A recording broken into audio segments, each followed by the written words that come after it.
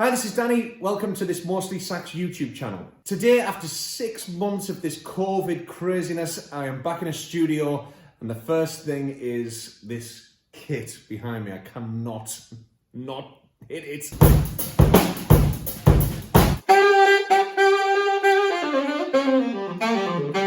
So following on from one of my previous YouTube videos, I was contacted by someone to request that I play more tenor saxophone. It was Phil Asante, or Phil Asante maybe.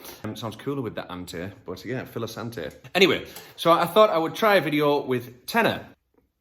There is said tenor. Now, my tenor saxophone, the reason that I don't use it a lot is very simple. It's not very good. In fact, it's quite poor. I bought it because at the time I was primarily an alto sax player. I was getting more alto sax work, and it seemed more sensible at that time to invest more in the alto than I did with the tenor. But it does unfortunately leave me with quite a poor tenor saxophone. Aside from that, what I have here are 3 lines that you can drop into any solo, which at the start you heard me join together as part of one elongated line, which in all fairness, it does work as one elongated line.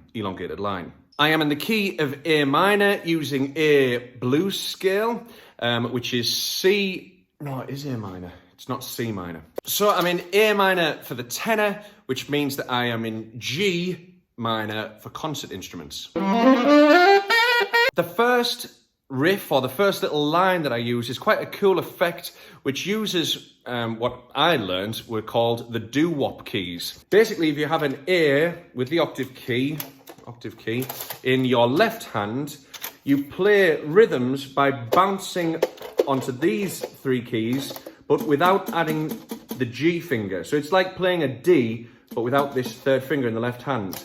And you can add rhythms to it, whatever rhythm you fancy, and it will give this kind of doo-wop effect to the note. And you can hear that at times I'm bending the notes to add to the overall effect. So sometimes you get a little scoop in, but it's just something to try. Try growling, try scooping, try adding a little bit of flutter tone maybe, where you move the tongue up and down really quickly. But you can do all sorts of things to enhance this little trick.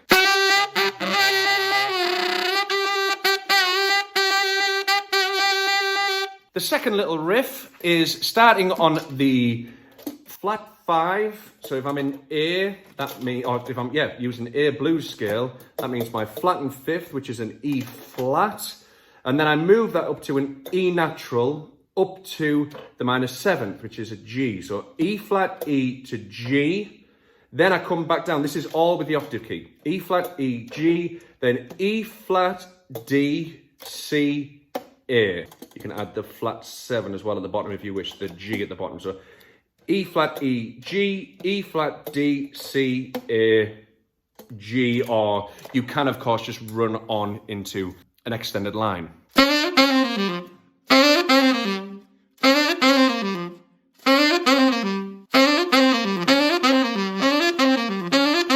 You can hear there actually, if you play them back to back, it makes quite an effective little line where I finish on the G, next time I finish on the A, finish on the G, finish on the A. And you can hear that it's quite a good line actually, just to bounce between those 2 little riffs. And the 3rd line, which in this context helped to close out that little example I give you, is very much kind of a finishing full stop, exclamation kind of bang. There you go, end of line.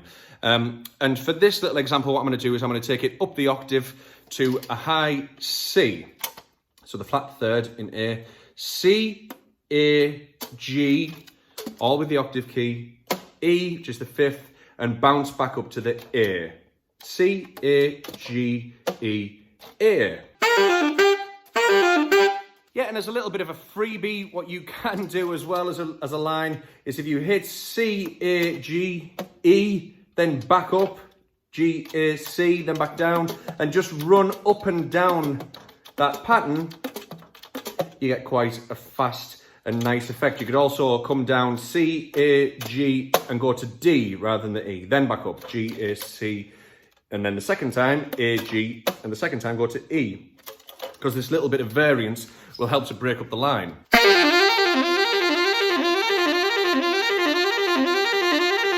you listen, you can hear the E, D, E, D, E, D as the rest of the line keeps flying round. You'll be able to, if you kind of tune your ear to it, you can hear that little kind of tick-tock between those two notes.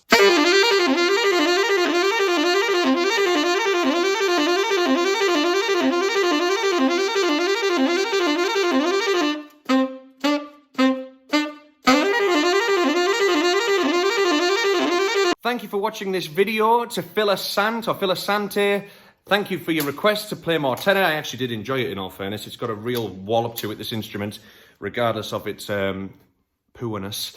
But yeah, thanks for getting in touch with me. I've had people getting in touch via Instagram as well, which is Danny_Allan_sax. I'm still waiting to hear from young Marcus if he passed his grade 8. But thanks for getting in touch with us. Yeah, leave any comments. Tell me how you're getting on with your sax playing. Anything you want to hear. And above all, please subscribe. Thanks for watching. See you soon. I just love it.